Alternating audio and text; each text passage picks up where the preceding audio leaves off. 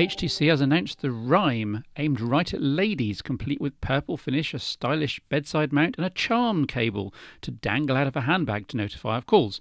Though the idea is that you then pull the Rime out of the bag via the cable. It's going to play havoc with the jack, I reckon. Look out for lots of broken Rime 3.5mm sockets. The Rime is essentially a vanilla 3.7-inch screened Android 2.3 smartphone with HTC Sense 3.5. Much is made in the marketing of its camera software with constant focusing and instant capture, but at heart it's still an HTC 5-megapixel unit, so I'm not expecting too much. Also from HTC, it's announced its fourth smartphone with a QHD, that's 960 by 540 pixels, display. The Radar 4G with a 4.5-inch screen, i.e. larger than the Sensations. There's Android 2.3, LTE connectivity, dual-core 1.5 GHz processor, 1 GB of RAM, HTC's improved 8-megapixel camera, 1080p video recording, plus 16 GB of internal disk and micro SD. Not bad. This is turning into the HTC show, but I also wanted to mention the Sensation XE, the collaboration of the company with USA-based rap producer Dr. Dre. No, I hadn't heard of him either. The XE is similar to the existing Sensation, but with a faster 1.5 gig processor and a bigger 1730 mAh battery. Beats audio technology is apparently built in, essentially a custom EQ and processing profile, plus you get high-end in-ear headphones and playback controls. Nice sultry red look too. What do you get if you take the best bits of Windows Phone Marketplace and Apple's iOS App Store? You get the new Android Market application rolling out over the air for many Android smartphones. There's a Metro UI-like side swipe to get to different lists, with the ubiquitous top this, top that compilations Apple style. I guess it all works rather well, but I just wish Google wouldn't keep changing Market's UI every few months. At first glance, the Sony Ericsson Xperia Play seems horrendous, a chunky 16mm thick slice of side-sliding machinery from a year or two ago. It's 100% plastic too, don't be fooled by the mock metal accents. Design quirks include a weirdly placed 3.5mm jack here, Android buttons which are really stiff and don't light up when it's dark, so you can't see which is which, and the front lid display which is relatively dim compared to the AMOLED-equipped competition. Plus a disturbing wobble for the whole assembly. Have a look at this. Though in fairness, the review unit has been through several people before me. Still, if it was stiff and smooth originally, it does show that the Play's slide quality can degrade with use. But then you start to discover things that you really, really like. Starting, of course, with the slide-out gaming keypad, which is simply spectacular compared to pure touchscreen gaming.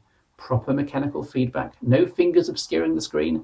Many game genres need a physical set of controls, and many examples have been supplied with the Play, or at least modified and tagged for it. Here's FIFA 10, for example. It's almost like playing on the PlayStation Portable, or here playing Need for Speed, though in the latter's case there's the argument that you might want accelerometer steering control. An example of how some games suit sensor control, others touchscreen control, and still others gamepad control. The slide also has two virtual joysticks responding to pressure. These do take a little getting used to, but do work. Plus an Android menu key here in the corner for all the native Android games. The Xperia Play Games Launcher kicks off as soon as you open the slide, which is nice, though I was annoyed there doesn't seem to be any distinction between games that have been purchased and installed, and those that are either licensed but not installed, or worse, simply available for purchase, i.e. in a shop. Granularity needed here, I think. Some 400 Android games have been tagged as Xperia Play compatible, though only a few dozen of those really have full support for the keys, along with relevant instructions. Another possible attraction is PlayStation Pocket, effectively a PS1 emulator, but annoyingly, you have to find this through the Android application menus and dig down into it. There we are. There's no integration with the Play interface. Also disappointing is that there's still only a dozen or so PlayStation titles in this online store, PS1 games, and that games are expensive. This is the rather nice Everybody's Golf 2, but it's a pricey £4, a lot for such an old game. But despite the lack of integration and consistency in all this, the experience of playing favourite games on a really good game controller on a phone is a good one. If you simply got a handful of titles that you love and know how to get into quickly, then you're on to a winner. When your game gets interrupted, any of these games save their state and release most of the RAM used, ready for you to resume later on. All the titles I tried allowed this, which is neat. Around the rest of the phone there are left and right shoulder buttons used by some games, though their inclusion here makes the play feel rather, well, squidgy in the hand, and it also forces the volume controls here down to a strange position. It would have been nice to have used one of the shoulder buttons at least as a camera shutter key, unusually available to left or right-handers, but no, sadly. There's the usual incredibly flimsy plastic back that's not too bad once it's in place, covering a 1500 milliampere battery that's good enough for a day of phone and gaming use, but you will have to charge every single night. Oh, and the SIM slots, fully accessible, but you can't hot swap SIMs. That still requires a power cycle. You can hot swap micro SD cards here, though. As you might expect, this is where most of the games you download end up, so hot swap with caution. An 8GB card is supplied out of the box. There's a meager few hundred megabytes of internal system disk, and this may be a limiting factor for real Android power users like the Phone Show chat zone, Tim Salmon.